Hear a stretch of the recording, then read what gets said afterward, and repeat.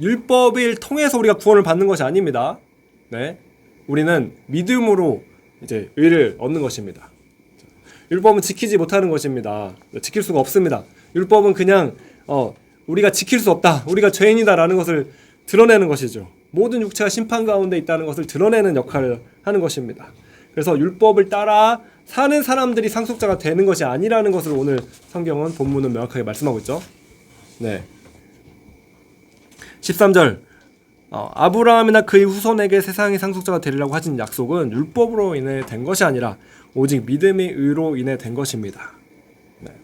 아멘. 만일 율법을 따라 사는 사람들이 상속자가 된다면 믿음은 무효가 되고 약속은 파기됐을 것입니다. 네. 왜냐하면 율법은 진노를 부르기 때문입니다. 율법이 없는 곳에는 범법함도 없습니다. 이 율법의 기능을 말하는 것이죠. 율법이 있기 때문에 이게 죄다 아니다 판단이 되는 것입니다. 범법함이 나타나는 것입니다. 그러나 이제 16절에 약속은 믿음으로 말미암습니다. 자, 여러분, 우리는 아브라함이 하나님께 받은 그 약속들, 그 축복을 우리도 받습니다. 우리도 그의 후손들입니다. 왜냐하면은 아브라함 또한 믿음으로 말미암아 하나님께 의로 여김을 받은 것이고 그 아브라함이 복을 받은 것이죠. 그리고 믿는 우리도 믿음으로 인하여 하나님께 의를 받는 것입니다. 네. 그래서 우리는 이 믿음으로 인하여 아브라함이 영적인 축복을 이어받는 것이죠. 네. 하나님께서 주시고자 약속한 하나님이 자녀들에게, 상속자들에게 주시고자 하는 그 축복을, 그 복을, 그 유업을 우리는 믿음으로 동일하게 받습니다. 네. 행위로 받는다는 게 아니라, 혈통으로 받는 것이 아니라 우리는 믿음으로 받습니다.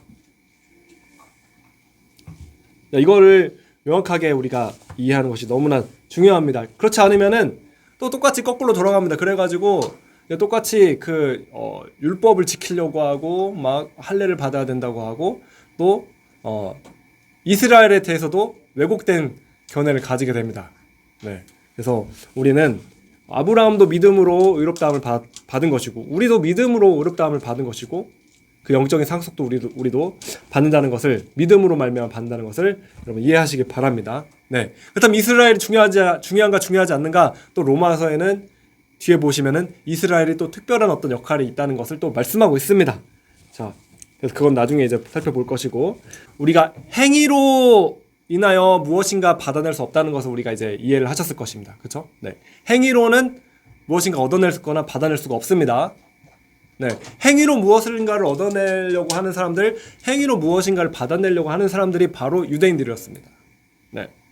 그들은 행위로 의로움을 받아내려고 했고 행위로 혈통으로 할례를 지킴으로 할례를 행함으로 그 율법을 지킴으로써 뭔가 자신들이 선택받은 백성이고 하나님께로부터 뭔가를 받아내려고 했다는 것입니다. 행위로. 그렇죠?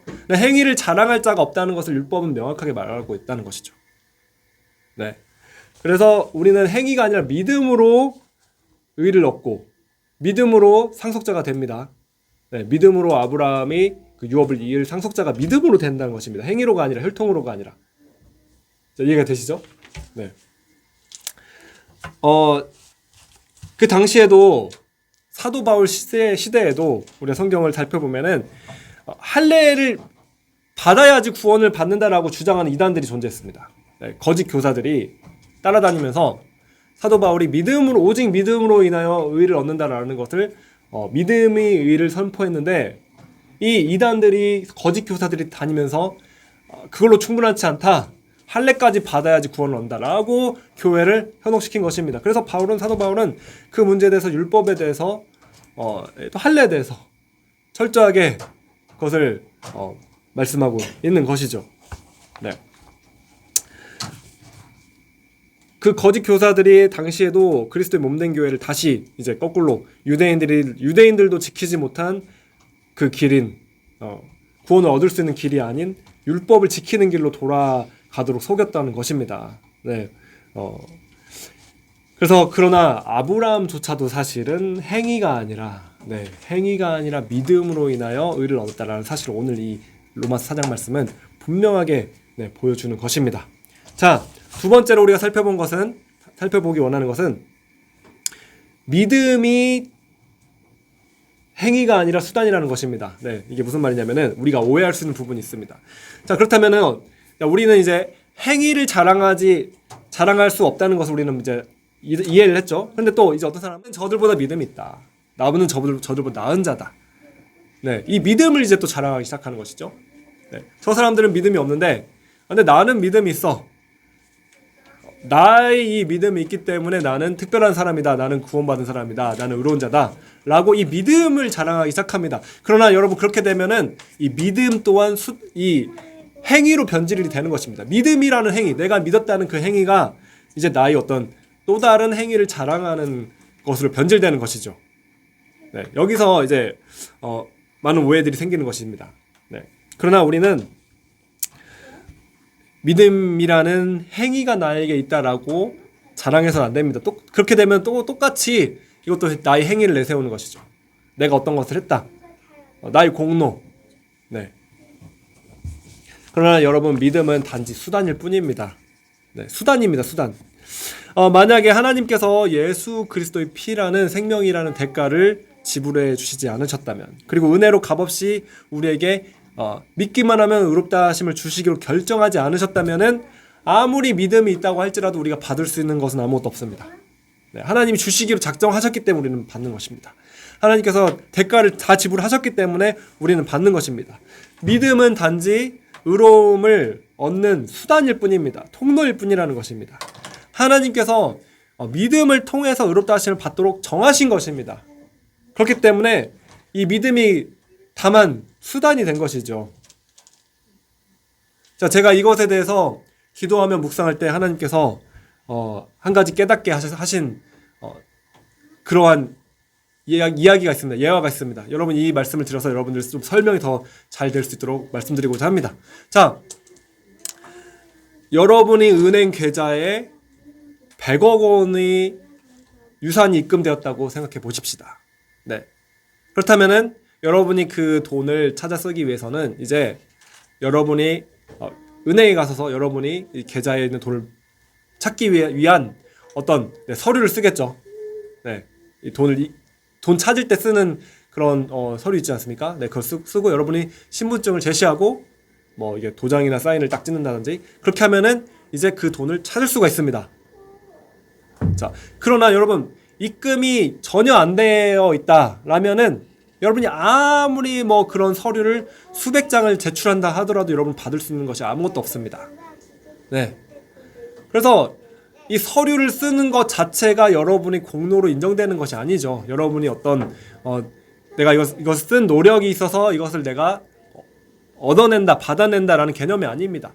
이미 이 유산을 100억 원의 돈을 여러분들에게 계좌에 입금을 해줬기 때문에 네, 그렇기 때문에 이제 그거에 적합한 어떤 수단, 네, 적합한 어떤 서류를 작성을 한다면은 이제 받을 수가 있는 것입니다.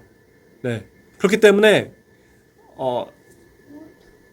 이 어떤 서류를 작성하는 그 자체가 노력이나 공로나 자랑이 될 수 있다는 것이 아닌 것이죠.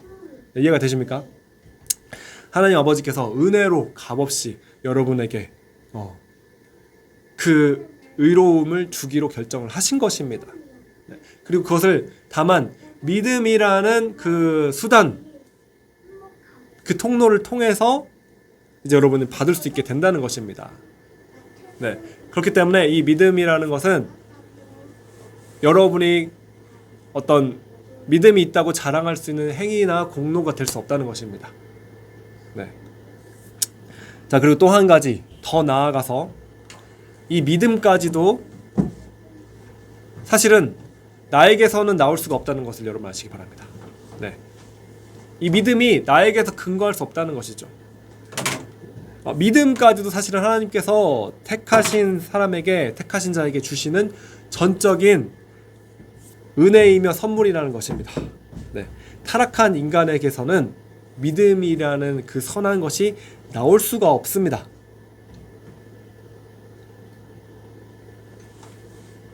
그렇게 중요하고 선한 이 믿음이 전적으로 타락한 인간에게서 나올 수가 없는 것입니다. 그렇다면 그것은 하나님이 전적인 은혜로 택하신 자들에게 값없이 주시는 선물이라는 것이죠. 믿음까지도 선물입니다. 네. 믿음이 그냥 하나님의 말씀을 들을 때 우리에게 쑥 들어올 수 있도록 하나님께서 은혜를 주셨기 때문에 우리가 믿음이 있다는 것이죠. 네. 그렇기 때문에 나는 믿음이 있다라고 나는 믿음이라는 이 행위를 자랑할 수가 없다는 것입니다. 그래서 믿음은 행위가 아닙니다. 그냥 수단입니다. 자, 이해가 되셨죠? 자, 그리고 또 중요한 점 있습니다. 제가 세 번째로 여러분들 말씀하고자 하는 것은 이 믿음으로 의롭다함을 받는 이 원리가 다만 구원받을 때뿐만 아니라 우리의 일상의 삶에서도 여전히 같은 원리로 적용된다는 점입니다. 네. 이 점을 이해하지 못하면은 우리는 이제 날마다 일상의 삶에 있어서 율법주의로 돌아가게 됩니다. 구원 얻을 때는 믿음으로 구원을 얻는다라고 인정해놓고서는 우리 삶을 살아가는 데 있어서는 여전히 행위주의, 행위로 공로를 얻는 것, 행위로 무엇인가 얻어내는 것, 그러한 율법을 지킴으로써 무엇인가를 얻어내고자 하는 그런 율법주의로 돌아가서 살아가게 되는 것입니다. 그렇기 때문에 이 믿음으로 의롭다함을 얻는다는 이 원리를 우리가 날마다 일상의 삶에서도 적용하는 것이 매우 중요한 문제입니다. 네, 우리는 일상의 삶에서도 우리의 행위로 의롭다함을 받는 것이 아닙니다. 우리는 믿음으로 의롭다함을 받는 것입니다. 네. 날마다 우리가 하나님 앞에서 의로운 자라고 인정받는 것은 우리가 행위를 해서가 아니라, 노력을 해서가 아니라, 무엇인가를 해서가 아니라 믿기 때문에 의롭다함을 받는 것이죠. 그렇다면은 의로운 행위라는 것은 무엇인가? 네, 그것은 이제 믿음이 열매이고 믿음이 결과입니다. 이미 믿고 의롭다함을 받은 우리가 하나님 앞에서 변화된 본성으로 그리고 감사함으로 변화된 본성으로 의롭게 살아갈 수 있게 된 것입니다. 네. 그렇기 때문에 우리는 결코 날마다의 삶에 있어서도 행위로 하나님 앞에 자랑하며 의롭다함을 얻어낼 수 없다는 사실을 반드시 이해해야 합니다. 이걸 이해하지 못하면 우리는 계속 무엇인가를 통해서 무엇인가를 행함으로 하나님께 무엇인가를 받아내려고 하는 그런 율법주의로 돌아가게 됩니다. 행위주의로 돌아가게 되는 것이죠. 그래서 내가 뭐를 해야지 받아내고, 그리고 했다면은 하나님께서 주셔야 되는데 왜 내가 했는데 안 주시는가, 이렇게 하나님을 원망하고 비방하게 됩니다. 네, 이것을 오해하게 되면은 유대인들이 그러한 행위주의로, 율법주의로 빠진 것이죠. 그래서 그렇다면 우리는 의롭게 살 필요가 없는 거 아닙니다. 네, 우리는 이미 은혜를 받은 자로서, 믿음이 있는 자로서 하나님께서 의롭다함을 주시고 우리 본성을 변화시켜 주셨기 때문에, 우리의 성품을 변화시켜 주셨기 때문에 우리는 이 믿는 우리가 열매로서 우리 삶을 살아갈 수 있게 된다는 것입니다.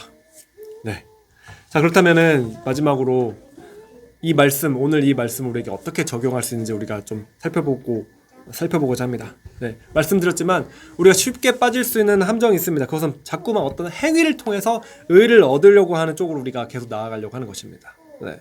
무엇인가 하나님께 받기 위해서, 얻기 위해서 자꾸만 나의 선함이나 행위를 의지한다는 것이죠. 그러나 말씀드렸지만 일상의 삶에서 있어서도, 우리가 구원 얻을 때도 우리는 믿음으로 의를 얻는 것이고, 일상의 삶에 있어서도 우리는 믿기 때문에 의를 얻는 것입니다. 우리가 행함을 했기 때문에, 행위를 했기 때문에 무엇인가 얻어낸다는 것이 아닙니다. 네.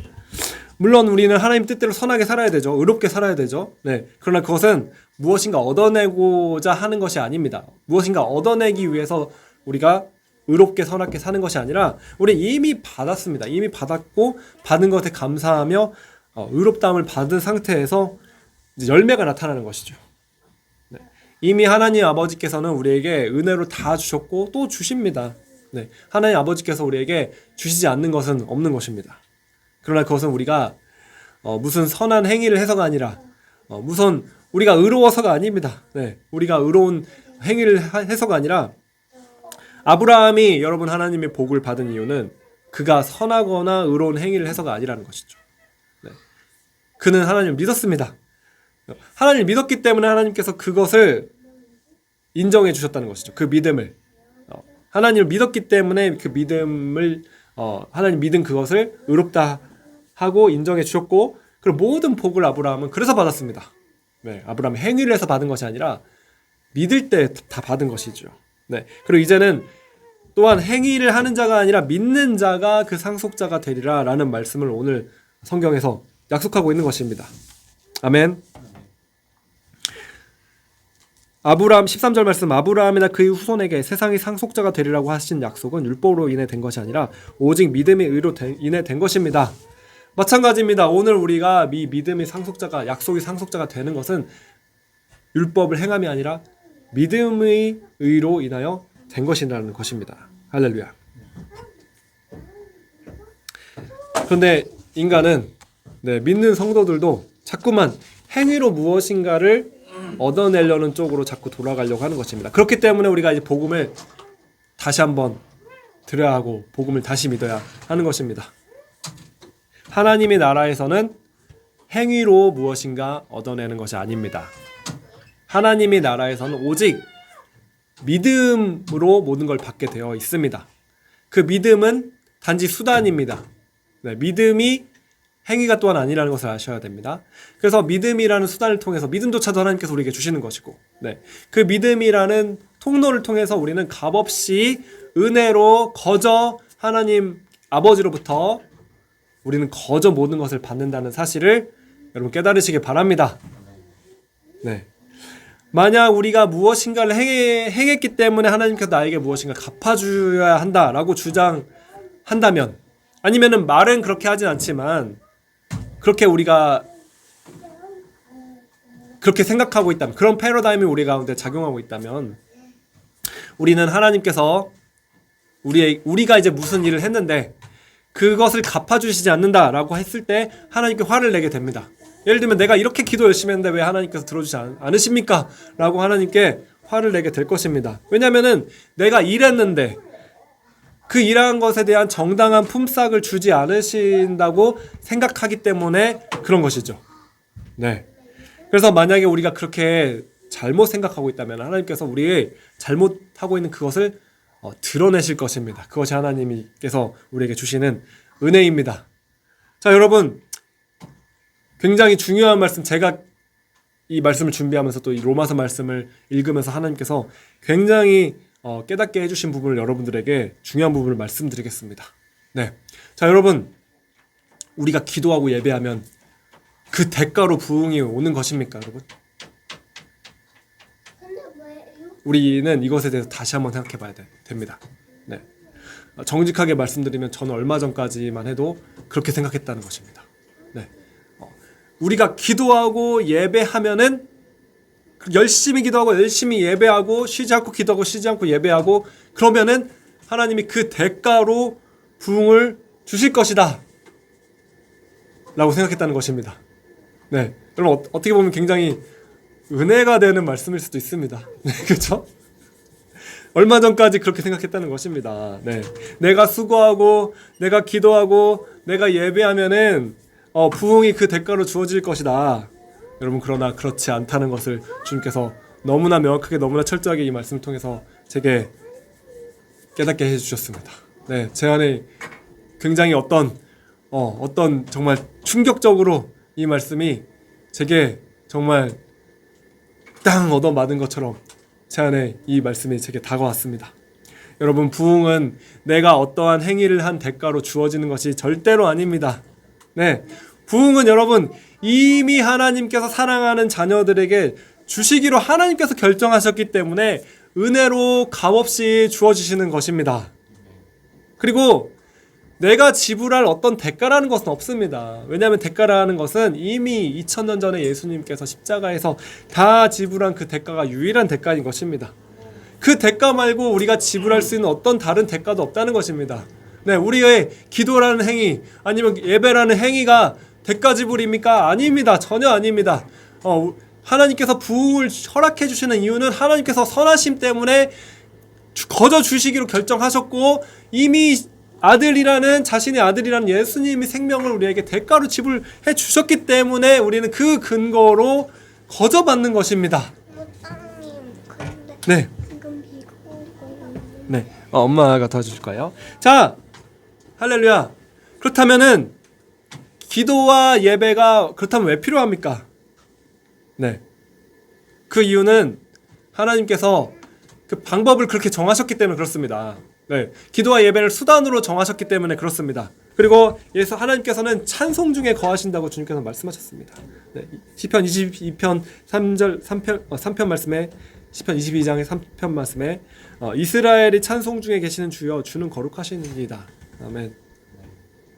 그래서 여러분 우리에게 믿음이 있다는 것은 이 말씀을 믿는다는 것이죠. 하나님 약속을 믿는다는 것이고 그리고 이 믿음이 기도와 예배를 하나님께 우리는 순종함으로 올려드린다는 것입니다. 그러나 우리의 기도라는 어떤 예배라는 행위에 대한 대가를 우리가 요구하고 받는 것이 아닙니다. 저는 솔직히 정직하게 여러분에게 말씀드리면은 제가 하나님 앞에 어떤 원망하는 마음이 있다는 것을 제가 발견했습니다. 그 이유는 제가 이렇게 모든 것을 내려놓고 와가지고 기도하고 예배하고 이렇게 했는데 그거에 대한 대가를 왜 안 주십니까? 내가 이렇게 대가 지불했는데 그거에 대한 것을 안 주십니까? 여러분 이것이 바로 율법주의적인 유대인들과 같은 동일한 마음이라는 것을 이 말씀을 보면서 하나님 발견하게 하셨다는 것이죠.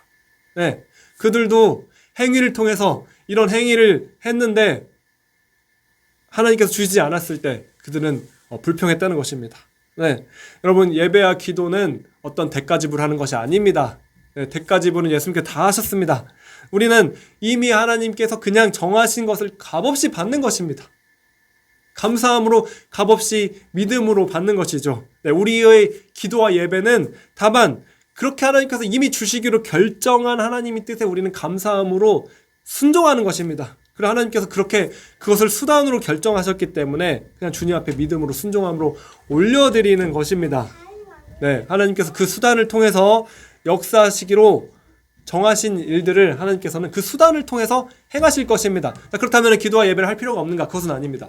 기도와 예배를 우리는 더 열심히 충성되게 해야 됩니다. 그러나 그것은 대가 지불하는 것이 아닙니다. 우리가 무엇인가 하나님께 하나님이 우리에게 빚지시는 그런 것이 아닙니다. 우리가 뭐 품삯을 받기 위해 일하는 것이 아닙니다. 네. 그것은 하나님께서 우리에게 주신 특권이고 그리고 수단인 것입니다. 네. 믿음을 아까 설명드린 것처럼 믿음을 우리가 행위로 자랑할 수 없는 것처럼 우리가 기도나 예배를 했다고 해서 그것을 우리를 행위를 했다라고 자랑할 수가 없고 주장할 수 없다는 것입니다. 만약에 하나님께서 이미 2000년 전에 예수님이 생명이라는 대가를 지불하시지 않았다라면 네. 그리고 만약에 부흥을 주시기로 결정하지 않으셨다면 우리가 아무리 수백 명, 수천 명, 수만 명이 모여서 24시간 쉬지 않고 막 잠도 자지 않고 기도하고 예배한다 할지라도 아무런 일도 일어나지 않을 것입니다. 네, 하나님께서 결정하지 않으셨다면 그렇습니다. 그러나 할렐루야 여러분, 하나님께서는 2000년 전에 대가를 다 지불하셨습니다. 이 부흥을 위한 모든 대가는 이미 다 지불되었습니다. 그리고 하나님께서는 부흥을 주시기로 결정하셨습니다. 여러분 믿으십니까 여러분? 네, 이것을 믿어야만 합니다. 네, 하나님께서 우리에게 이 땅에 이 한국교회에게 부흥을 주시기로 결정하셨다. 여러분 성경에 나와 있는 약속을 믿으시기 바랍니다. 네, 하나님께서 마지막 때에 하나님의 영광을 이 땅 가운데 보여주시고 드러내시기로 결정하셨다는 것입니다. 모든 육체에게 주님께서는 성령을 부어주시기로 결정하셨다는 것입니다. 하나님의 영광이 나타나게 될 것입니다.